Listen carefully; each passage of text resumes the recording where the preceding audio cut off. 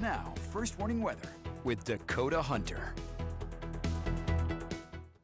All right, welcome back, folks. And as I promised, today's trending weather story has to do with flooding in a spot you really don't think of flooding. This is in Alaska. Yes, this is out towards Juneau, Alaska. This was taken by a National Weather Service employee out there of a tree floating down the Mendenhall River out there in Alaska. And you do not think of river flooding when you think of Alaska, do you? Well, this had to do with a ice glacier that melted over the weekend and caused some pretty high water levels on some of the area lakes and streams. In fact, this is what we call a hydrograph.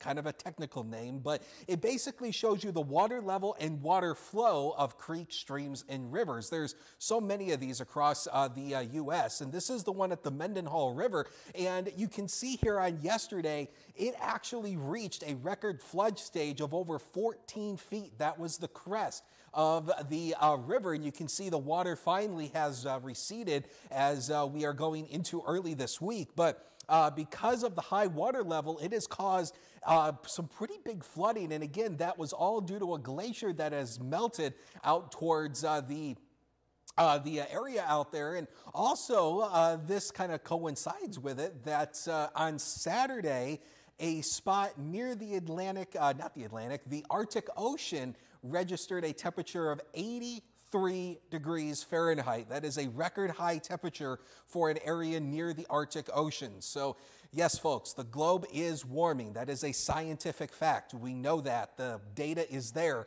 And you can see that, again, when it comes to that water level, when it crested way up at over 14 feet, that's when the flooding started. And finally, the water level has receded back again. But Karen, Amanda, as I mentioned, you don't think of flooding when you think of Alaska, especially a glacier melting. I know, but anything's happening now for sure.